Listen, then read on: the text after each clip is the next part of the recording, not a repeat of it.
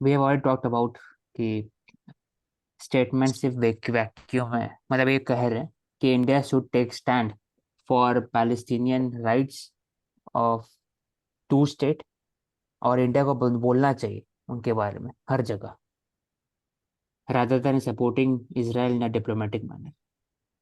तो हम लोग डिस्कस कर चुके हैं इसके पहले डिटेल में। ये भी डिस्कस कर लेते, इवन वॉर हैज रूल्स।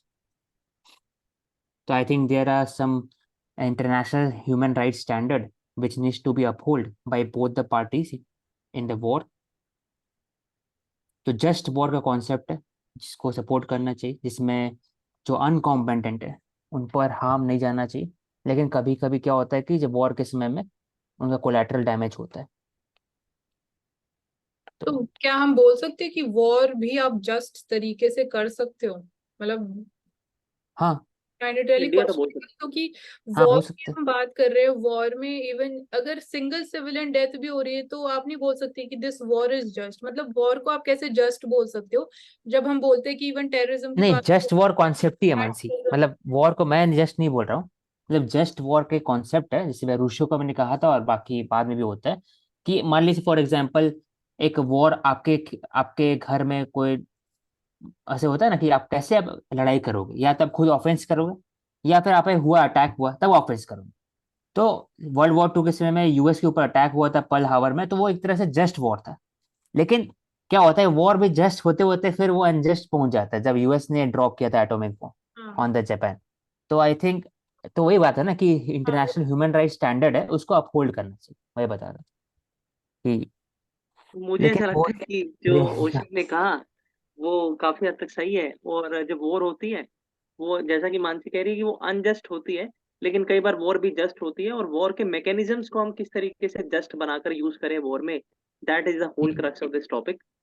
क्योंकि वॉर इज इनएविटेबल जो बोला जाता है ना, वो सच है। मतलब आजकल बहुत से लोग आए हैं जो चाहे कि वॉर नहीं हो, लेकिन होते हैं, लिमिटेड रिसोर्सेज है, ह्यूमन टेंडेंसी है for grabbing more power more money हर जगह, तो And होता है। India's culture and India's strategy culture provides a limelight that how the war also can be just. हाँ, ऐसे महाभारत जैसे। Exactly. ओ माय जस्ट नहीं बोलेंगे लेकिन ओवरऑल हाँ, रियल लाइफ में ठीक कैसे प्रैक्टिस करोगे वो बहुत बड़ा क्वेश्चन है। है। अब यहाँ पर बात हमने किया था इन्फ्लुएंसर क्या है। तो hmm. Those influencer who gives financial advices to the people and subscriber, they are called as influencer. And इसमें इशू यही है कि उनका जो एडवाइसेस है, sometime they are resorting to the stock manipulation, and also they are rising of fraud cases. तो ये एक जो इन्फ्लुएंसर्स हैं क्लिक बेट वो, हाँ, यूट्यूब दे टाइटल आर होता है। हाँ। They are not registered, legally they are registered. Not registered, हाँ, लीगल रजिस्टर्ड। और दूसरे तो है कि legal registered from the SBI, मतलब सीबीआई, से भी। सीबीआई नहीं, सेबी। हाँ, सेबी।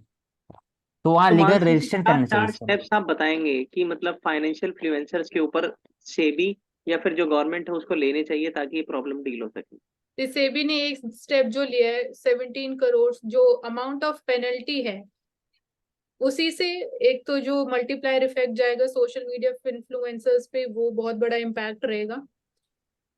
एंड इसके अलावा अगेन जो हम बात कर सकते हैं एज अ कंज्यूमर, या हम जो as a retail investors advises लेते हैं, उनको ये पता होना कि जो सोशल मीडिया पे इन्फ्लुएंसर सो कॉल्ड अपने आप को प्रॉफिटेबल बताते हैं, उनके वो जो भी क्लेम्स रहते हैं उसमें you don't get trapped into that.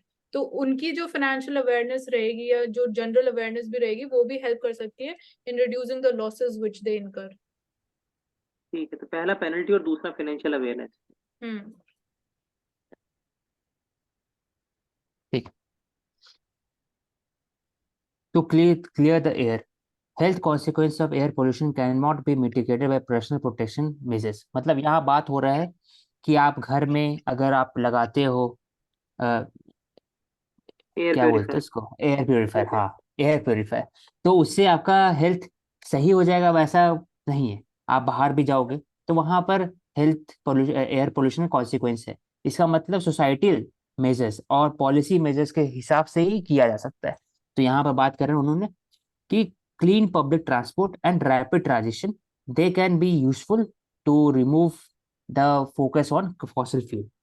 और जैसे हमने कहा पहले भी क्वेश्चन में आया था कि वन PM10 और इमीडिएट PM2.5 में क्या डिफरेंस है प्रवेश? PM10 और PM2.5 में नो डिफरेंस आई क्या है? Kindly suggest I kindly request you to please explain okay, मैं यहाँ ठीक बोलूंगी है। जो हाँ डायमीटर रहता है इन पार्टिकल्स का, वो ये 2.5 और 10 माइक्रोमीटर्स जो रहता है या पर क्यूबिक मीटर्स रहता है, वो डिफाइन कर रही है इस चीज को। तो और नहीं, माइन्यूट और नैनो इन हाँ, है।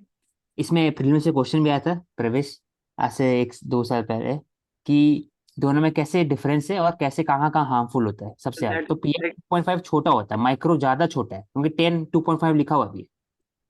2.5 पार्ट पर मिलियन ये है, और ये हो गया P10 पार्ट पर मिलियन, P10 हो गया। तो वो क्या होता है, वो मिक्सअप हो जाता है, ब्लड स्ट्रीम के अंदर घुस जाता है। बाकी जो 10 होता है ना, वो ईसोफेगस और मुंह और कंठ तक और नीचे तक ही जा सकते हैं, या फिर ज्यादा से ज्यादा फेफड़ा के अंदर तक। ठीक है लेकिन 2.5 है ना, वो, मैं हंसने की बात नहीं है, सही बता रहा कि 2.5 जो है, it mixes up with the blood stream, और उससे हार्मफुल इफेक्ट होता है बॉडी के अंदर ज्यादा। ठीक है। ठीक है तो शिक फिर वन इमीडिएट मेजर जो मुझे लगता है कि we can move towards the work from home policy specially in the winter season as a solution to deal with this crisis नहीं, वही तो बात हुआ ना, यहाँ पर क्वेश्चन है वही लिखा है, हेल्थ हाँ। Conscious of air pollution can not mitigate by personal protection measures alone. Hmm. तो work from home personal measures है। अब वर्क आपको लॉन्ग टर्म फ्रॉम, मेसेज के लिए। घर से बाहर हम्म, तो निकलोगे ना अगर स्टिल आप वर्क हाँ फ्रॉम, हाँ हाँ हाँ।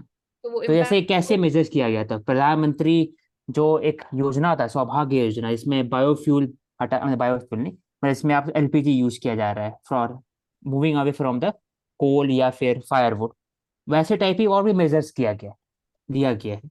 तो वो चाहिए बेसिक सोल्यूशन के लिए, रादर देन की तो इलेक्ट्रिक शिखा व्हीकल मुझे ये एग्जाम्पल हो गया, बताइए कि बायोगैस। जो हमारी मेट्रोपॉलिटन सिटीज होती हैं specially in the winter season उनके ऊपर एक येलोइश क्लाउड की सिचुएशन आ जाती है जब ब्रीदिंग में बहुत सारी हम्म। दिक्कतें होती हैं और पोल्यूशन बढ़ जाता है सबसे इम्पोर्टेंट कारण क्या है उसका हम देखते हैं कि पोल्यूशन में कंस्ट्रक्शन है फॉसिल फ्यूल्स बर्निंग है सबसे इम्पोर्टेंट कौन सा कारण है सबसे इम्पोर्टेंट आई थिंक रोड और साइड सबसे बड़ा टेस्ट है। व्हीकुलर एमिशंस रहेगा सबसे बड़ा रेगुलर एमिशन है, रोड साइड डस्ट जो सबसे ज्यादा है, और कंस्ट्रक्शन तो है ही। प्राइमरी रीजंस रहेंगे। हाँ, ये हाँ। सबसे ठीक है लास्ट में आता है दिवाली का पटाखा, लास्ट में है, और सेकंड लास्ट में है पराली, डबल बर्निंग स्टबल है। वन। तो मेरे हाँ हिसाब तो as per the record the construction sector is the major polluter उसके बाद हमारा आता है फॉसिल फ्यूल्स और तीसरे नंबर पे आता है हमारा इस जो डिस्पोजल मैटर्स जो हम ले रहे हैं, बर्निंग ऑफ वेस्ट, ये इंसिडेंट्स भी देखे जाते हैं ना। यस हाँ, ये 70 आवर्स टू बर्न आउट, ये हम लोग बात कर चुके थे पहले। In detail we have taken this up. हाँ, detail yesterday. Issues in electoral bond, we have taken this one. I think we और कैन इसका, wait Supreme Court guidelines on हाँ, दिस आप नहीं, इसमें आप जो भी आएगा जजमेंट, फिर हम लोग डिटेल में बात करेंगे इसको, तो फिर क्योंकि हाँ। अभी बीच बीच में क्यों रुकेंगे हर बार। फिर Rajnath Singh has talked about prisoner dilemma in international relation. So I think Pravesh, आप बताएंगे कि प्रिजनल डिलेमा है क्या वेल IR में? well frankly speaking I'm not aware of this so I will read so हाँ ठीक है, prisoner बताइए। dilemma refer to one of the most popular games in the game theory which is a branch of science that helps understand how people entities behave under different circumstances so basically this is a kind of game uh, an example have been cited it may appear straightforward that a person or a country must always do what appears to provide them with the best payoff. However, real life complex, moreover, the final outcome depends on the actions of the other people and countries as well. So basically, the prisoner dilemma is a game where two different countries are operating with their strategies, but the real outcomes it comes different for both the countries, and that leads to a dilemma. And suppose that A and B are brought in for questioning about a crime. However, the evidence where the police is circumstantial, and the best they can hope for is to put both in jail for a year each unless of course they get more credible evidence and one way to do this is to get the prison to rat each other out so what should the prisoners do staying silent appears like the right course of action chup reh sakte hain but can either of them be sure that other will stay silent too so this dilemma has real life applications both in international law as well as in business and two companies selling the same product let's say ice cream keep undercutting each other by reducing the price to corner the market share. So basically, the whole topic is telling that how between two individuals, countries, and two corporate associations, how the interests are met by both by using different types of strategies and formulas, और इनके implications क्या होते हैं.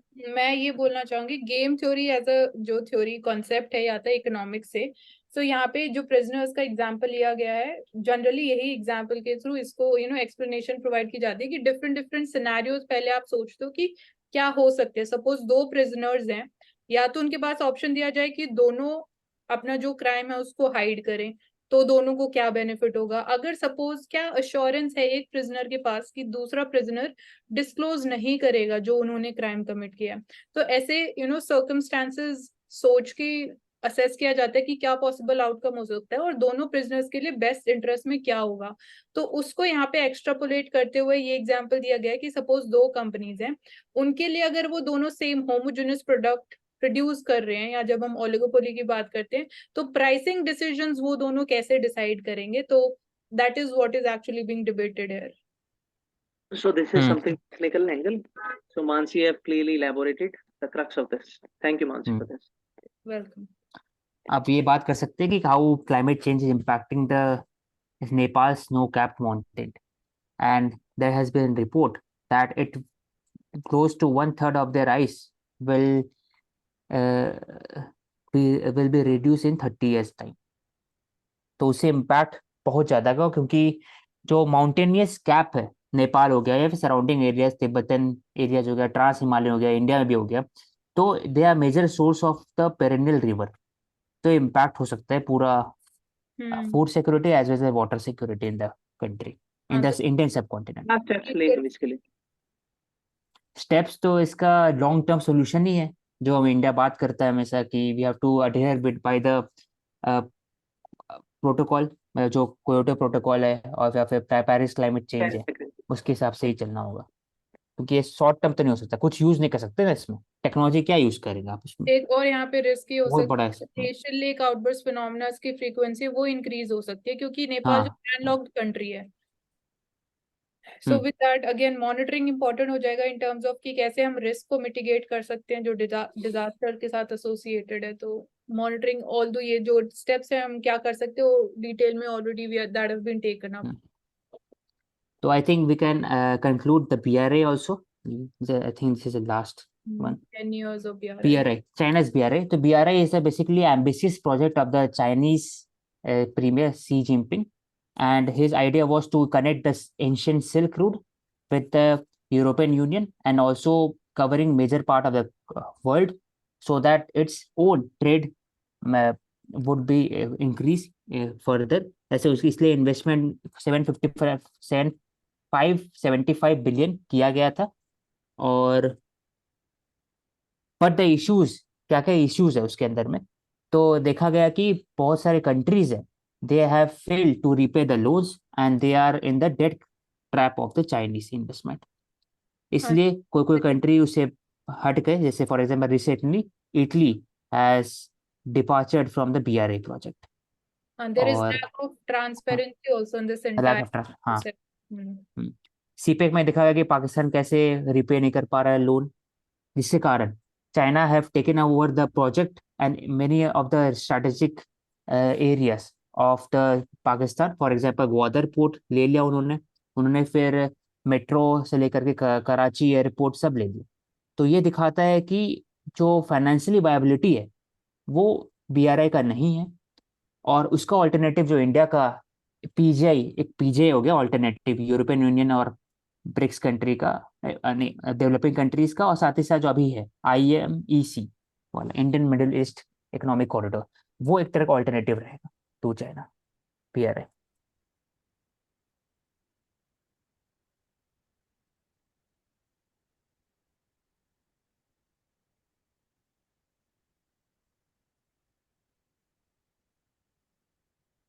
Waste Asia conflict को trigger dual shock in community market. Mansi, आप इसको explain कर दो कि डुअल शॉक है क्या? शॉक हो सकता है इन टर्म्स ऑफ, मैं इसको अज्यूम जो कर रही हूँ दैट कैन बी, एक तो जो सप्लाई शॉर्टेज होगा और सेकंड उसकी वजह से जो इन्फ्लेशन होगा. क्योंकि एक कमोडिटी मार्केट्स की बात कर रहे हैं।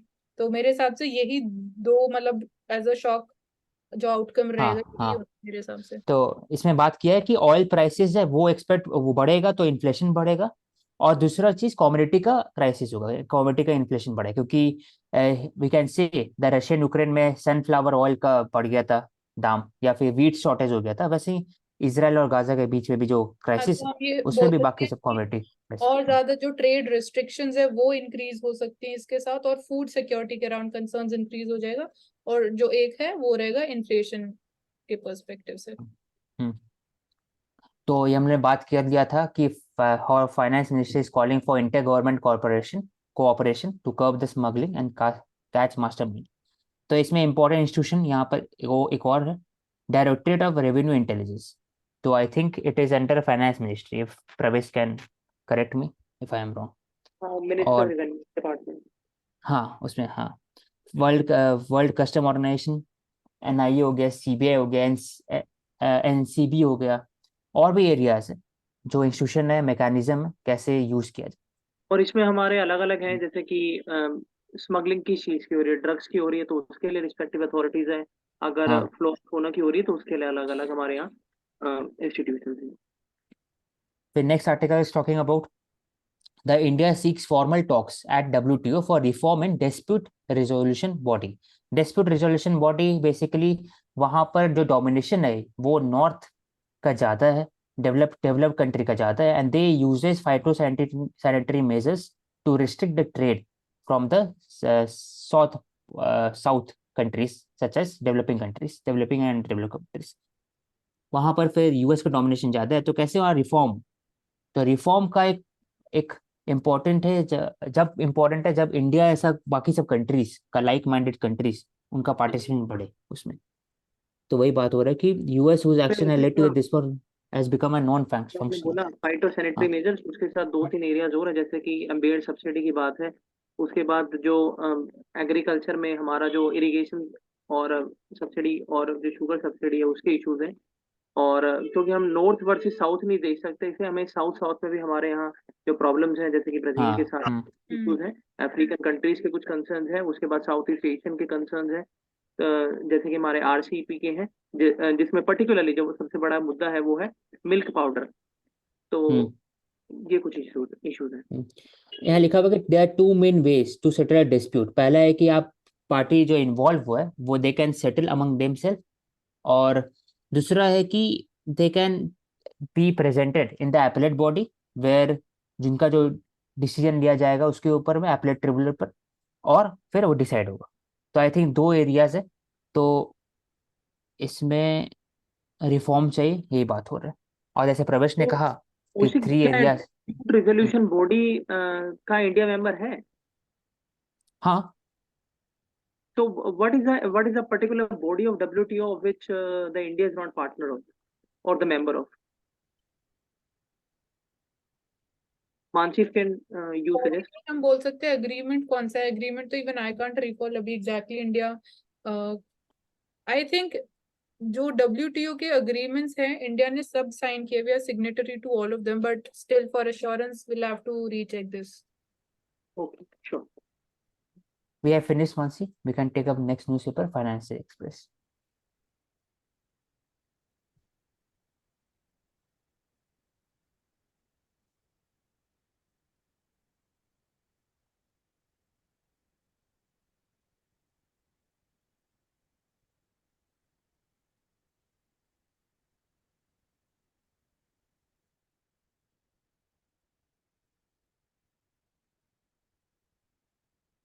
So what we can take is that how the customs department is using latest technology to detect the illicit trade. So what is this technology is all about? And so cutting edge technology हम use कर रहे हैं, big data analytics, artificial intelligence, image analytics to detect the frauds and curb illegal trade, especially in the customs area. And these were highlighted at the global conference on the cooperation in enforcement matters, which was organized by Directorate of Revenue Intelligence. Landscape of smuggling हम देखते हैं, tax evasion की problem है, commercial fraud, trade based money laundering, all these areas have undergone a paradigm shift and causing a major challenge, especially for the investigation and the prosecution agencies. और इसी में हम बात कर सकते हैं कि जो कस्टम्स डिपार्टमेंट है वो इनकी डिटेक्ट करने के साथ साथ जो हमारा क्रिमिनल जस्टिस सिस्टम है उसमें हम प्रोसिक्यूशन किस तरीके से उसको बढ़ा सकते हैं, फास्ट ट्रैक कोर्ट्स हम क्रिएट कर सकते हैं, स्पेशल कमर्शियल्स जो हमारे अपील मैकेनिज्म्स है उसको किस तरीके से रोबस्ट उसकी फंक्शनिंग कर सकते हैं, कमर्शियल ट्रिब्यूनल्स इस्टेब्लिश कर सकते हैं। तो ये कुछ स्टेप्स हैं जो हमें लेने चाहिए। So we can talk this much in this particular topic. Pravesh, I would add one point that जो नाम है वो ऑपरेशन शेषा है by custom Okay, Indian, last paragraph में लिखा हुआ okay. Operation Shesha, and this is taken in the collaboration with Regional Intelligence Liaison Office, Asia Pacific and Middle East to curb the illegal trade of timber. So this becomes very important as far as the global cooperation in the customs areas are concerned.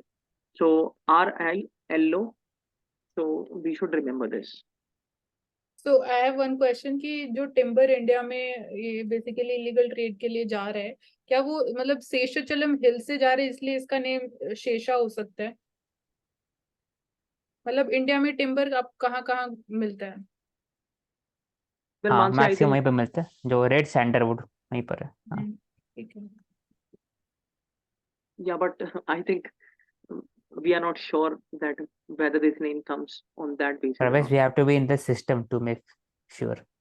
Yeah, obviously. So WTO e-commerce talks and GTRI for inclusion of crypto. So Global Trade Research Initiative stated members must prioritize discussions on the crypto under the ongoing two negotiations before members start taking liberties with the interpretations. So WTO की जो debates हैं taxation issues के around वो e-commerce के ऊपर आज के time पे focus कर रही हैं. Especially they are expanding their scope to include the cryptocurrencies that also involves a cross-border transfer over the electronic networks. So currently WTO members are issuing e-commerce. So yeah, so we can take talk. प्रवेश, ये Yes, ऊपर में लिखा हुआ है ना कि वंदे साधारण, हाँ, तो yes, जो हाँ, साधारण एक्सप्रेस है it is basically for the middle class and lower middle class, और जनरल बोगी इसमें रहेगा, है ना, जैसे साधारण नाम दिया हुआ है इसको। असाधारण नाम है। yes, because it is completely written that 22 general coaches will be there and it will be the non-AC for the low-cost ticket travelers. But इसमें again the issue will come that how the operating costs will be maintained by the railways when it is obviously documented that the freight as well as the express trains are giving more लेकिन revenue. एक point जो हम लोग ले सकते हैं, जो हम डिस्कस नहीं किए थे 2 दिन पहले, वो है कि रेलवे जो है ना, उनका जो प्राइम मोटिव क्या है रहा है हमेशा रेलवे का, कि लोगों को एक Connectivity. अफोर्डेबल, हाँ, कनेक्टिविटी दिया जाए और एक गरीब से गरीब भी उसमें ट्रैवल कर सके। रेलवे का है ये ना ही कि एरोप्लेन का है, ना ही कि बाकी सब चीज का, जो लोग सोचते हैं कि सब में होना चाहिए सब्सिडी, नहीं। Hmm. रेलवे का इम्पोर्टेंस वो है ताकि लोग कहीं भी पहुंच सके सस्ते भाव में। I think this should be the mindset even after 20-30 years भी, ये मेरा ओपिनियन। And बाकी I जब think the ठीक है similar corporate, mindset should be adopted by, Ashik, by the our civil aviation authorities also, because they are also working under the similar setup. लेकिन बात हुआ नहीं ना प्रवेश, ठीक है, चर्चा करेंगे बाद में उस पर। Sure. तो मैं यहाँ पे ये बोलूंगी, जैसे आपने माइंडसेट की बात बोली कि नेक्स्ट 20-30 इयर्स के लिए माइंडसेट होना चाहिए, तो पहला माइंडसेट ये होना चाहिए कि आप पॉवर्टी को कितना कम कर सकते हो, तो आपको रिक्वायरमेंट ही नहीं पड़ेगी ये जो लाइक इतना low cost railway travel options available कराने की। Mansi, I have one additional point कि जब हम जनरल कोचेज या पैसेंजर ट्रेन या साधारण एक्सप्रेस की बात करते हैं, so one important thing is there is a thin line of difference between this express and the other express, because there the stoppages are very high, very less, but these kinds of trains have very higher stoppages नहीं वो every बात 5 or 6 वो kilometers they have. मैं दूसरा point raise कर रही हूँ, मैं माइंडसेट के अराउंड जो औशिक ने भी बोला उसके अराउंड कह रही हूँ कि माइंडसेट पे रेलवेज ये क्यों रखे, मतलब आप माइंडसेट ये मानसिक करना चाह रही है कि गरीबी खत्म करे, तब अपने आप जरूरत हाँ नहीं इसकी जरूरत ही सब्सिडी। नहीं पड़ेगी, आप ये माइंडसेट के हिसाब से मैं बोल रही हूँ। ठीक है।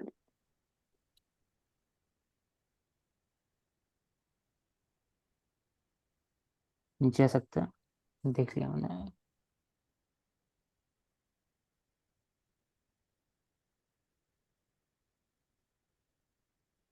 तो रियलिटी सेक्टर के बारे में already we have taken up this debate as well. Unitech projects they fail to get off the Mansi, ground. एक वर्ड है, जैसे हम लोग बात करते हैं ना ग्रीन वॉशिंग, हाँ, ग्रीन वॉशिंग, यस. वैसे ही हम लोग ना एक लिख सकते हैं आंसर में, ऑर्गेनिक वॉशिंग लिख सकते हैं। आज के जो भी कंपनी को अपना बेचना होता है हर एक प्रोडक्ट, हम्म. ऑर्गेनिक वॉशिंग करते हैं। हाँ, हम लोग वो. हर चीज बोलते हैं ऑर्गेनिक है, ये ऑर्गेनिक टाइप। हम्म. ऊपर में दिया होता है डाबर का एक एग्जांपल तो है। अच्छा. हाँ, Ayurvedic game plan to win over youth. लिखा हुआ नहीं है ऑर्गेनिक वॉशिंग, हाँ, लेकिन हाँ, मैं बता रहा हूँ आप कि यहाँ आंसर पे लिख टर्म सकते हैं। लिख सकते हैं, यस, ठीक है.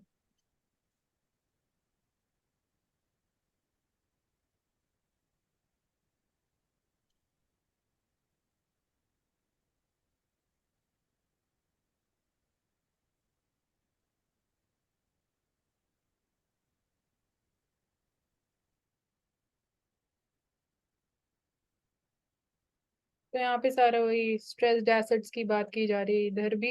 जीएनपीएस ग्रॉस नॉन परफॉर्मिंग एसेट्स और एनएआरसीएल जो एसेट रिकंस्ट्रक्शन कंपनी हमने बनाई एज अ रिफॉर्म मेजर हम लेके आए थे, दी नेशनल ये एसेट. बात बता दो, NARCL है क्या, मतलब शॉर्ट में जो एक बार एसेट मुझे पूछना है ये। रिकंस्ट्रक्शन, हाँ, हाँ। एसेट रिकंस्ट्रक्शन कंपनीज जो होती है, मेन ऑब्जेक्टिव उनको फॉर्म करने का यही है. बैंक्स में जो एनपीएज इंक्रीज हो रहे हैं, बैंक्स उन एनपीएज को इन एआरसीज कंपनी को सेल कर सकते हैं, और जो बैंक्स की बैलेंस शीट्स है इस तरीके से उसको वो क्लीन ऑफ कर सकते हैं.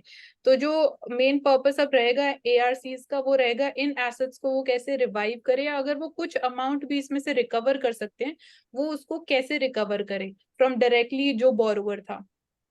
तो ये मेन पर्पस तो रहता है. तो यहाँ पे एक कंसर्न यही रहता है कि आप अगर बैंक्स अपने स्ट्रेस्ड एसेट्स सेल ऑफ कर रहे हैं, एंड उसमें भी वो अगेन कुछ लॉस तो उनको वो बियर करना ही पड़ता है. तो डायरेक्ट फोकस ये एक मेजर है कि कैसे आप एनपीएस कम कर रहे हो. तो एनपीएस का एक ऑब्वियसली कैसे इंश्योर करोगे कि जो बोरोवर्स हैं उस पेंडिंग अमाउंट को रीपे करे. तो वो माना जाता है sustainable way of reducing NPS. और एक ये भी रहता है जो लोन राइट ऑफ्स किए जाते हैं, तो दैट इज ऑल्सो देयर. हाँ, तो इसका मतलब ये नहीं होता है कि जो बोरोवर की लायबिलिटी है वो खत्म हो जाती है इसके साथ, वो स्टिल एग्जिस्ट करती है. तो एक ये है ना डाउट भी रहता है यहाँ पे. जैसे तो मानसी जो NARCL है वो किसके अंडर में स्टैब्लिश हुआ है, और कौन मतलब करता है ऐसे टाइप कंपनी को स्टैब्लिश?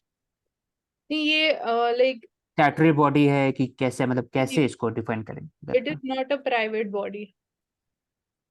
तो गवर्नमेंट का इसमें रहता है? हाँ. NARCL are the statutory bodies hmm. दो बॉडीज फॉर्म की गई थी, दूसरे का. जो पार्लियामेंट एक्ट है specifically dealing with asset reconstruction act, उसके अंडर ही कॉन्स्टिट्यूट की जाती हैं. और दो चीजें हम देख सकते हैं कि किस तरीके से इनका काम खाली वहां तक स्पेसिफिक नहीं है कि किस तरीके से जो एनपीएस है उनको डील करें. ये डायरेक्ट लेंडिंग भी करते हैं एमएसएमईज को, और को लेंडिंग पैक्ट इस्टेब्लिश करते हैं एनबीएफसी कंपनीज के साथ. तो बेसिकली एक फाइनेंशियल एम्पावरमेंट भी करते हैं लोगों का, and specially the are you corporate in the corporate sure, sector. Are you sure कि लेंडिंग एक्टिविटीज में भी इन्वॉल्व है? It is written, Mansi, where it is written? below the page, below the image of this person. Giving loans to NBFCs for Here. on lending to MSMEs. तो मतलब अच्छा NBFCs को loans दे रहे हैं, तो NBFCs further वो loans MSMEs को दे सकती है. तो we are No, no, doing. no, no. Doing direct lending to MSMEs. It is written, Mansi. हाँ, ये भी लिखा हुआ है और ये भी लिखा हुआ है. In some cases we are entering into co-lending arrangements with NBFCs. ठीक है, तो ये important detail हो जाती है.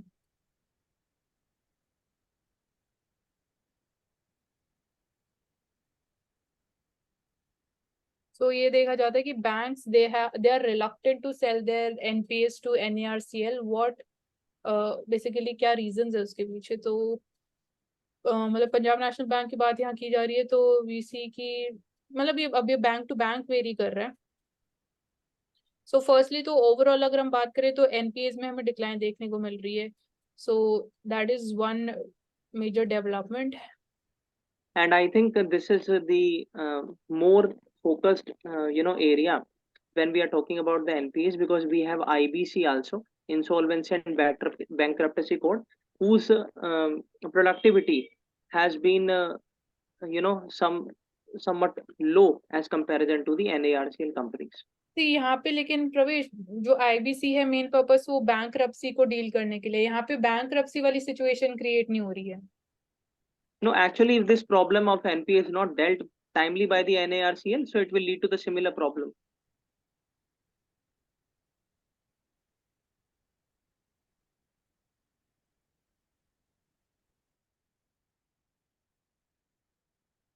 और एक और जो पर्सनल क्रेडिट लोन्स की डिमांड इंक्रीज हो रही है because they are not secured loans, तो वहां पे भी एनपीएस की प्रॉब्लम बहुत ज्यादा इंक्रीज हो सकती है। तो एक वो कंसर्न रहता है कि ज्यादा पर्सनल लोन ग्रोथ नहीं होनी चाहिए because these types of loans they are not secured, मतलब कोई कोलेटरल नहीं रखा जाता है against such types of loans. So इसलिए कुछ अमाउंट भी आप वापस नहीं रिकवर कर सकते हो if there is a situation of NP in such types of assets.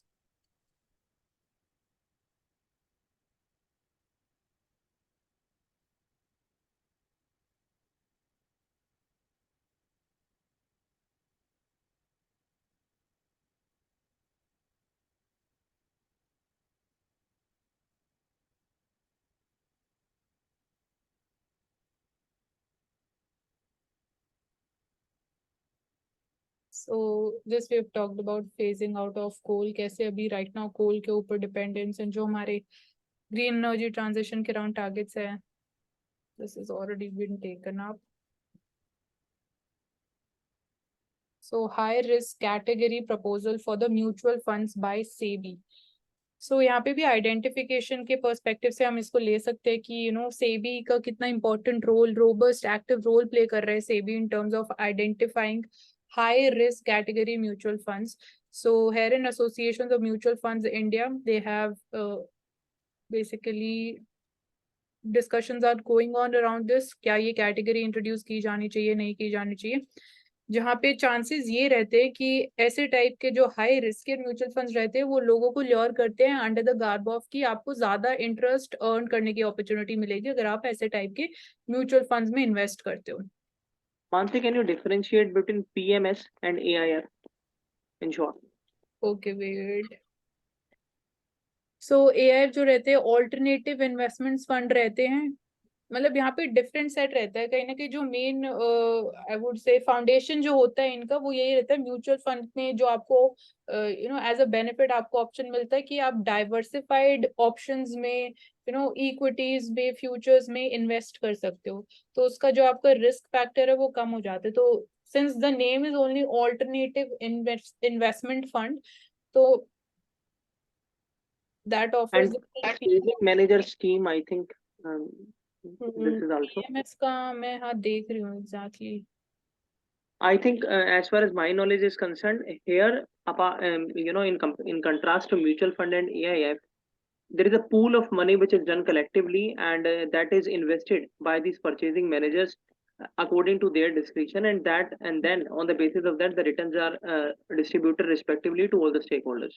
हाँ तो मतलब जो पोर्टफोलियो मैनेजमेंट सर्विसेज है वही मतलब डील करते हैं कि आपका पैसा कहाँ पे कितना इन्वेस्ट होगा, मतलब आपका बस जो रिस्पॉन्सिबिलिटी है कि आपको पैसा प्रोवाइड करना है, फिर बाकी जो रहेगा important role of decision making कि कहाँ इन्वेस्टमेंट होनी चाहिए वो पोर्टफोलियो मैनेजर्स का ही रहता है। Yes. तो यहाँ पे इनसाइडर ट्रेडिंग की एक प्रॉब्लम है जो मेजरली एसोसिएटेड रहती है विद द पीएमएस, कि जो उनके पास पर्सनल इंफॉर्मेशन रहती है वो उसको मिसयूज कर सकते हैं बाय यूजिंग, जो भी लोग अपने पैसा प्रोवाइड करते हैं एंड वो उस पैसे से जो पर्सनल प्रॉफिट कमाते हैं वो निकाल के कहीं ना कहीं फिर ये जो सिचुएशन रहती है कि लॉस भी हो सकता है एट द सेम टाइम, तो we need to be prepared for the worst also. So उसको इग्नोर कर देते हैं सच टाइप्स ऑफ जो पोर्टफोलियो मैनेजर्स रहते हैं, एंड इसको बोलते हैं हम इनसाइडर ट्रेडिंग। तो जो इंफॉर्मेशन पब्लिकली अवेलेबल नहीं रहती है but that is price sensitive, मतलब अगर वो पब्लिक हो जाती है तो प्राइस बहुत ज्यादा या तो शूट अप कर सकता है या वो क्रैश कर सकता है, तो ऐसी इंफॉर्मेशन का वो पर्सनल प्रॉफिट के लिए मिसयूज करते हैं। So this is basically an illegal activity. So I think we are done now. We can just close the day's session. So, Mansi, before we wind up, I have a question that how and what are the basic steps the SEBI and the government is taking to curb the insider trading? See, इसमें यही challenge होता है कि आप इसको कैसे identify करोगे। तो सेबी का यही है कि when you get to know कि सपोज कोई पर्सन बहुत जब वो अपना आईटी रिटर्न्स फाइल कर रहे हैं तो आपको पता लग जाता है कि कितना ज्यादा वेरिएशन हो रहा है उनकी इनकम में इन टर्म्स ऑफ, अगर वो बहुत ज्यादा जंप देखने को मिल रहा है in terms of what they are earning, so उसको असेस किया जाता है क्योंकि वो इन्फॉर्मेशन तभी ट्रांसपेरेंट होती है। तो once that information is available, proper investigation that is done, and then only you get to know so otherwise और कोई मैकेनिज्म नहीं है इस चीज को आइडेंटिफाई एक करने चीज मानसी मुझे पूरी तरीके से याद नहीं आ रही है, बट आई थिंक उसमें ऐसा होता है कि टेक्नोलॉजिकल हेल्प ली जाती है for some period in a day, the whole system is shut down for a minute और something. I am not able to recall exactly what the mechanism is, so if you know can shed some light on that. ऐसा नहीं होता है, क्योंकि I don't think so ऐसा होता है। मतलब आई एम 99% श्योर कि एक टाइम पीरियड के लिए आप क्या बोल रहे हो, किस सिस्टम को बंद कर दिया जाता है? A kind of the platform over which these नहीं नहीं, that these is funds not, operate. No no, that is not possible, वो नहीं होता है। सो ऐसा कुछ नहीं होता है प्रवेश, कि वो सिस्टम को Okay. उस टाइम के लिए तो मतलब आप क्लोज कर दो, वो पावर्स ही एग्जिस्ट नहीं करती है। मतलब वैसे Okay. टाइम So ड्यूरेशन रहती है स्टॉक मार्केट की, बट ड्यूरिंग दैट ड्यूरेशन आप उसको बीच में नहीं बंद कर सकते हो। okay. So we'll get some more robust information, particularly in this topic, in the coming sessions. And thank you so much for being with us. Keep watching Ansakari, and we'll meet tomorrow with the next set of newspapers. Thank you so much.